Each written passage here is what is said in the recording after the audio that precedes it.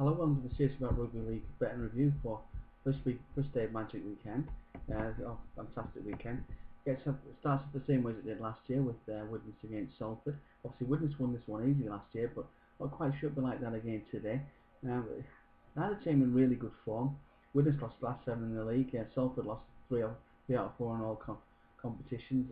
Kevin Brown's back. That'll be a big boost for the Vikings. But no, probably I don't really think either rate on a match winner 8-13 Salford or 13-8 winner. I don't really think either rate good value. I think Salford giving about a 6-point start on the handicap to Goodness. That's quite a lot. So I think could be probably one of the most entertaining games of the weekend. But I just probably fancy Widnes to stay inside that 6. I think it could be maybe a 1 to 5 point Salford winner, something like that. But like I said, I think all the games today there's not much value in the match winner markets.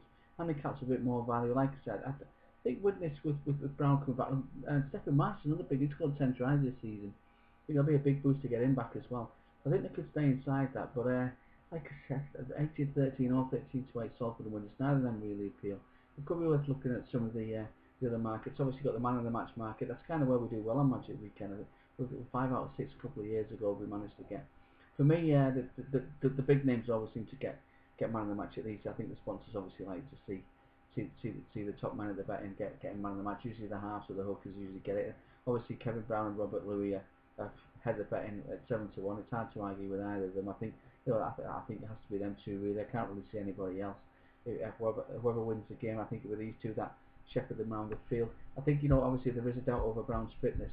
I think the 7-1 for the 10-1 for Joe Mellor could be an alternative to Brown, but as things stand, I think it has to be Brown and Louis at about 7-1. Second game, probably the best game of the day for me, is Castleford against Warrington. Again, the Warrington is just so inconsistent, aren't they?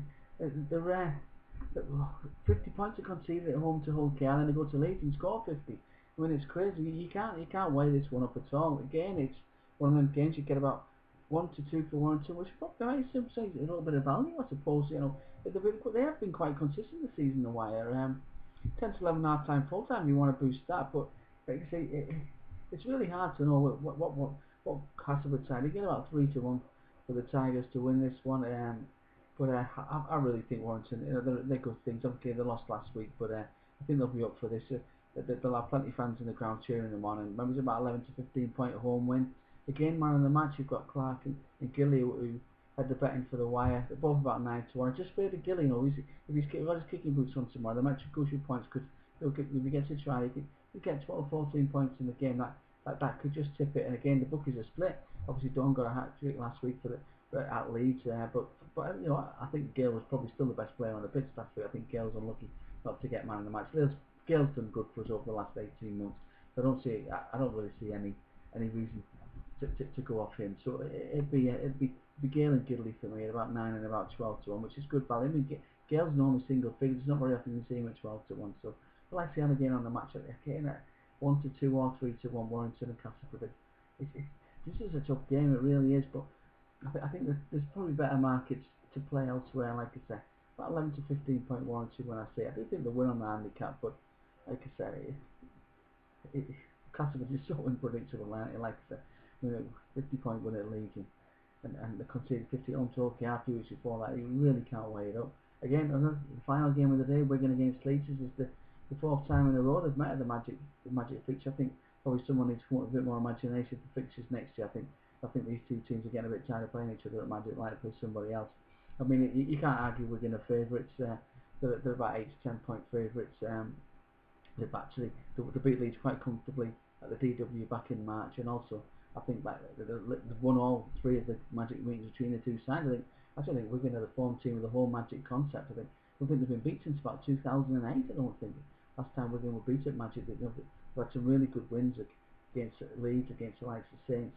I think Huddersfield at the start of the decade. I think Wigan are fortunate again. They've lost 4 of the last 6, including the last 2 quite badly. They were poor last week again. So and again, that's just no value whatsoever. You get about 7-2 for Leeds, and again, they've started the season so badly. They won such a bad run. I think they've lost the last 4 games. The value is nowhere. Again, Leeds are getting about a 10-point start in the handicap. I really think this will be a really tight game. I think Wigan and edge it. Wigan have been good at edging games this season. So I think maybe the value bet of the game could be Wigan to win by 1 to 12 points at about 2 to 1. That could be where I'll be looking in this one. It's really tough games to win, but I think this could be tight. I think these two like a battle. I think Leeds will really be up for this. Tompkins he did all right. I know he probably got a bit upstaged by Jamie Shaw, but his first game for a while. He did okay last week, scored a try. He's going to be better for the 50 minutes he got last week, and obviously another week in training. So that's going to give Wigan a real boost. Obviously, man of the match, you've got to look towards Tompkins. I mean, we've been a big fan of Bateman all season. He's 16, 18 to 1, 12 to 1. He's done like man of the match. So I'd probably think in a game like this, they'll be looking to give it to Tompkins at 4 to 1 if Wigan win the game. So you can't really look at them. But I don't know what, 20 to 1 for Harnaker to man of the match. That's massive. Again, I mean, Shaw upstaged him last week. Harnaker will be looking to do the same again today. So I really think it's usually about 10, 12 to 1 for Zach. I think 20s is absolutely massive if I'm honest. But I think my value about that game would definitely be Wigan to win by 1 to 12 points at about 2 to 1. I think Wigan will win. I think this will be a scrappy game. I don't think it'll be pleasing on the eye. I think it'd be good for the die-hard rugby fans, like probably a little bit of biff. But I think both teams will be up for it. I think there's been a few little niggles in all of the games that these have played at the Magic fixture. But like I say, this is the fourth time we play. Wigan have won all three, so it's fair enough that we're going to favourites. But neither team's in really good form. Tell you one, but I have come up with just for a bit of fun. Obviously, there's 3 games live on the telly.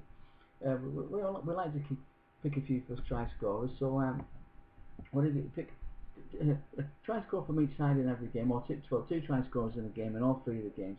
I've gone for Carney and Thompson in the first game, Curry and Solomon in the second, and Manfredi and Watkins in the third. That's what I've gone for. Now, if you put them all together, it works out at 8.25 per travel. It costs you £2 for the bet. Now, obviously, you're looking at an 8 to a 12 to 1, a 12 or an 8 to 1, and a 7 or a 14 to 1 as a travel. And I mean, you're looking at about 380 quid if the bigger price ones comes in. Obviously, all 3 have to win. It's a long shot, and that's what long shots are for. It's a bit of fun. It's a fun bet I come up with a few years ago. But like I say, with 3 games live on the telly, we were doing. I call it the money spinner bet. Like I say, it's just it's two players in each match. One of them has to score the first try in all 3. And you get a very small stake, bit of fun, keep you going. Something to watch out for in the afternoon. That's the money spinner. Like I said, with Carney and Thompson in the first game, Curry and Solomon in the second, and Manfredi and Watkins in the third. It's just a bit of fun. That's what it's all about. Like I said, we don't want people to put lots of money on. Just a bit of fun to win a few quid and enjoy your day. But like I say, it's a fantastic picture of the Magic. We'll be back tomorrow with day 2. Obviously, enjoy your day if you're going, and have a safe journey to Newcastle. Have a good weekend. It's a fantastic city. It's my own city, if I'm honest. Brilliant. Have a good time, and we'll see you tomorrow. As always, please come responsibly. We'll see you later.